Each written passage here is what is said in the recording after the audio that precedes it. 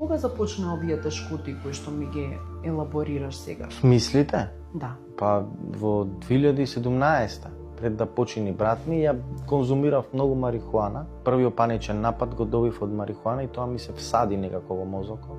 И веќе од тогаш не ни излегло. Знае некојаш да излезе, ама тоа година дена и па се враќа. А сум дошол и до стадиум кај што сум имал црни мисли да се убијам, као не можам повеќе ова да го издржам. Сакам да излезам од телото свое, разбираш, онака, да го напуштам, да. Си посагнал ли никогаш? Не. Не, јас бев добар, многу бев добар со ова, со мислите и сето, ама од кога влегов во затвор ми се врати се назад. Знаеш, имав преубав живот, бев среќен, си пиев пиво. Јас многу сакам да пијам пиво, ама сега не можам да се опуштам на тоа. Ми е страв дека ќе се испијанам и ќе умрам, нешто ќе ми се деси. Кажи ми како би се опишал себе си во 3 збора? Нервозен, лош, што дам? Не човек, така се чувствувам. А кои се твоите најсилни страни? Да помагам сакам многу на луѓето. Повеќе ќе се интересирам за некого што ќе го земам од улица, кој што му треба помош, отколку за своето дете. Што би сакал да промениш кај тебе?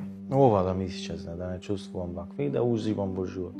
Џабе имам пари, џабе се не уживам. Не знам како е да уживаш. Кажи ми што ти носи задоволство, што најмногу те исцрпува? Кога треба на некого да се објаснува, многу ме исцрпува, и јас знам дека јас сум многу искрен. Ја сакам на човек да му кажам во очи вака, тоа ако ме прифатиш таков, окей, ако не. И сега да се објаснувам кај некого многу ме исцрпува тоа. А што ти носи задоволство?